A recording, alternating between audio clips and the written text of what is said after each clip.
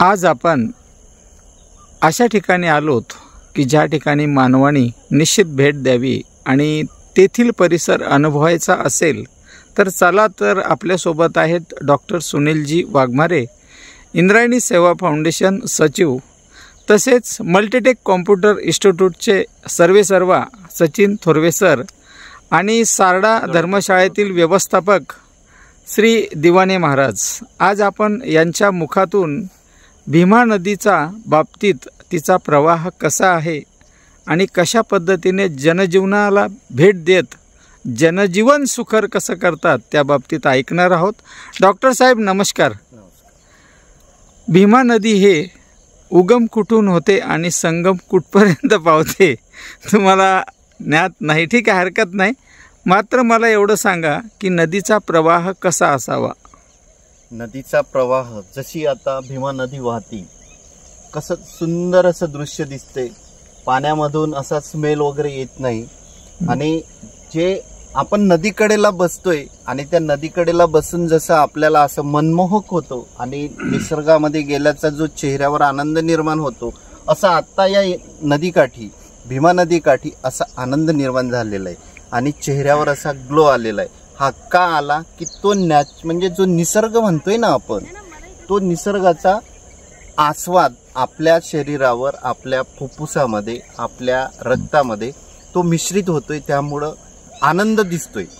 आणि अशा प्रकारे जर निसर्ग आपण जपवणूक केली किंवा त्याला जतन केलं तर निश्चितच हे जग, हा देश, हा महाराष्ट्र, हा जिल्हा आणि हा तालुका स्वर्गमय होईल।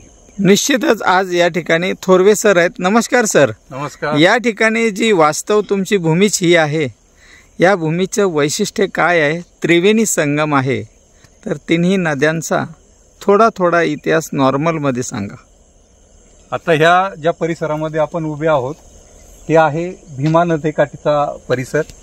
ही भीमा नदी भीमाशंकरला उगम पावली, त्यानंतर भीमा आणि भामेचा संगम सेल पिंपळगावच्याच वरती एक संगमवाडी म्हणून गाव आहे त्या ठिकाणी झालेला आहे।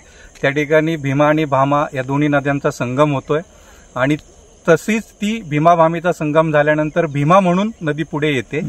त्याचप्रमाणे तिकडून इंद्रायणी नदी येते आणि इंद्रायणी नदीचा आणि ह्या भीमा भामेचा संगम या तुळपूर या ठिकाणी होतो आणि त्या ठिकाणी त्या ठिकाणाला त्रिवेणी संगम असं म्हटलं जातं। ह्या तीनही नद्यांचा संगम त्या ठिकाणी झाला असं मानलं जातं। आता मी जे म्हटलो की भीमा आणि भामेचा संगम संगमवाडी या ठिकाणी झाला। संगमवाडी हे गाव तुळापूर या ठिकाणापासून एक साधारणपणे 10 ते 15 किलोमीटर अंतरावर असेल। असं दृश्य असतं की ज्या वेळेस भीमा आणि भामा आणि इंद्रायणी याचा संगम तुळापूर या ठिकाणी होतो, त्यावेळेस या भीमे भामेचा संगम जरी संगमवाडी या गावी झाला असला तरी त्या दोन्ही नद्यांचं पाणी हे खऱ्या अर्थानं तुळापूरला आल्यानंतर एकमेकांमध्ये मिसळतं, म्हणून त्या ठिकाणाला त्रिवेणी संगम असं म्हटलं जातं। निश्चितच आज आपण त्या त्रिवेणी संगमाच्याच काठावरती उभे आहोत। अतिशय विहंगम असं हे दृश्य आहे आणि नदी आणि आपलं जीवन हे खऱ्या अर्थानं एक अतिशय, आपल्या पुराणामध्ये पण आपण नदीला देवी मानलंय, देवाचं स्वरूप दिलंय, कारण ती खऱ्या अर्थाने जीवनदायिनीच आहे। आणि नदी स्वच्छ राहिली, नदी जर व्यवस्थित आपण ठेवली गेली तर आपल्याच आरोग्यावरती त्याचा चांगला परिणाम होणार आहे। पण दुर्दैवानं हल्ली जर नद्यांचं आपण स्वरूप पाहिलं, आता जर आपण बघितलं तर आता जस्ट पूर येऊन गेला असल्यामुळे स्वतः नदीनं स्वतःला स्वच्छ केलेलं आहे। आता फक्त विषय एवढाच आहे की आपण तिला परत दूषित करणार नाही, पण दुर्दैवानं हे शहरीकरण, वाढती औद्योगिकरण याच्यामुळे एवढ्या मोठ्या प्रमाणामध्ये प्रदूषण होतंय आणि त्याचा दुर्गामी परिणाम आपल्याच जीवनावर होणार आहे हे मात्र आपण विसरत चाललोय। खऱ्या अर्थानं ती खरी जर जनजागृती झाली, नद्यांना जर आपण खऱ्या अर्थाने त्यांच्या मूळ स्वरूपात आणलं तर आपलंच आयुर्मान वाढणार आहे, हे प्रत्येक मानवाच्या मनावर बिंबवलं गेलं पाहिजे। एवढीच या ठिकाणी मी सर्वांना कळकळीची विनंती करतो। आज या ठिकाणी दिवाने महाराज आहेत, जे अध्यात्माचे अभ्यासक आहेत। आज मला सांगा, या ठिकाणी इंद्रायणी आणि भीमा आणि भामा याबाबत नद्या कशा आहेत आपण सांगाल का?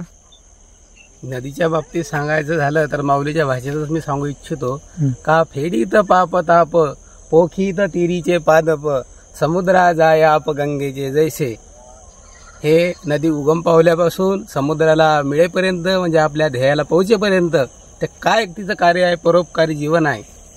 फेडीचं पापताप पोखीत तिरीचे पादप म्हणजे तिच्या गाठाला जे असलेले वृक्ष आहे, लता आहे, त्याचं भरण पालन पोषण करत जातच आहे. पुन्हा जे वन्य प्राणी आहे, पक्षी आहे, सर्वांचं संगोपन करत करत ते आपल्या ध्येयापर्यंत पोहोचत असते. तर मला याच्याबद्दल एकच सांगता येईल, जल है तो कल है, नाही तो कुछ नाही. रामकृष्ण हरी. धन्यवाद.